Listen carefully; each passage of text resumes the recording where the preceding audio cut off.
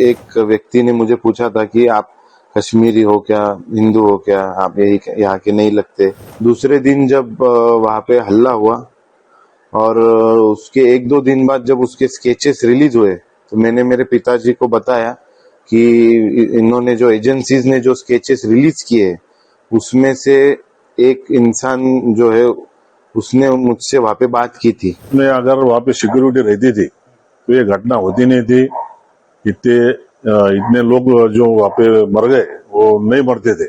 जिस दिन मैं ऊपर मतलब 21 तारीख को अब मैं घोड़ा लेके ऊपर गया था और मैगी के स्टॉल पे जब मैं रुका था तो मुझे कुछ लोगों ने, वहाँ पे 3-4 लोग आए थे, 5-6 लोग, उसमें से एक व्यक्ति ने मुझे पूछा था कि आप कश्मीरी हो क्या, हिंदू हो क्या, आप यही यहाँ के नहीं लगते।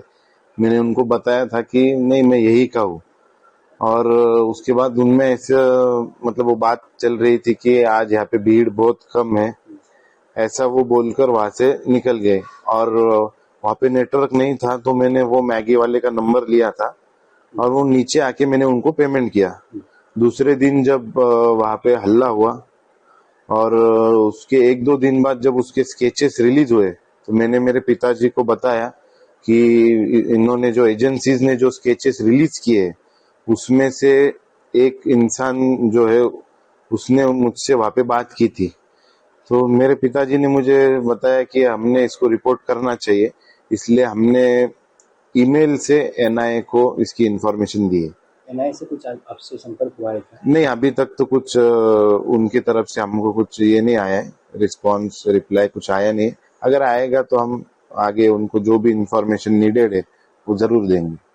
जालना से आप अभी अपने कितने लोग गए थे यहाँ से? जालना से मेरे फैमिली से तो मैं, मेरे मम्मी और पापा गए थे। बाकी तो पूरे देश भर से, दुनिया भर से वहाँ पे लोग आते, इतनी खूबसूरत जगह है वो। तो हम यहाँ से इतने ही लोग थे मेरे फैमिली में से। और ये जो घटना अभी आपको मालूम हुई तो वो टाइम में अभी आपको क्या लगा? हम बहुत डरे हुए थे। हम और पूरे विविध अलग अलग स्टेट से जितने भी लोग थे हमारे होटल में, हम कोई रूम से बाहर तक नहीं निकला क्योंकि इतने हैवी सिक्योरिटी में ऐसी वहाँ पे घटना होना मतलब ये हमारे लिए बहुत शॉकिंग था। दादा मुझे क्या बताएंगे, जिस दिन आप श्रीनगर पहुंचे उस दिन पहलगाम में आतंकी हमला हुआ था, उसके पहले दिन आप पहलगाम में थे, आपने वहाँ पे क्या परिस्थिति देखी और क्या नजर आया आपको? तो मैं, मेरी मिसेस और मेरा बच्चा, हम 3 लोग गए थे और मैं और मेरी मिसेस हम नीचे रुके थे पहलगाम में। और हमारा लड़का है जो आदर्श, वो घोड़े पे ऊपर गया था वो वैली में।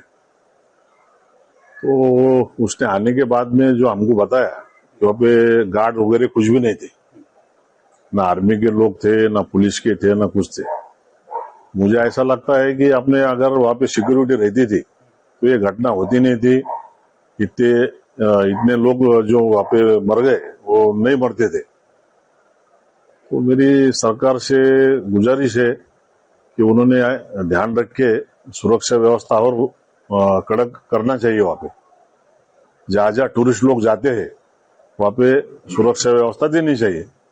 ये घटना होने के बाद आपके लड़के ने उस आतंकवादी को पहचाना था, तो आपने आपका कर्तव्य समझकर एनआईए को जो आपने बताया है, क्या सोचते हैं आप कि उसके ऊपर क्या अमल है?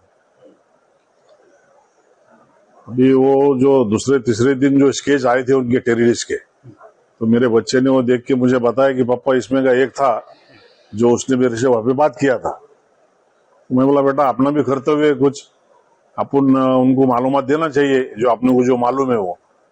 तो फिर उसने वो ईमेल पे एनआईए को मालूमात वो सब दी थी।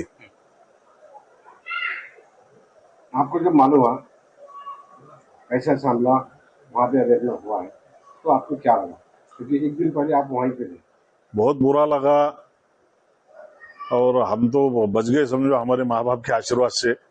मगर जो लोग गए उनके बारे में बहुत सोच के दुख लगता है और ऐसा लगता है कि ऐसी घटना नहीं होनी चाहिए।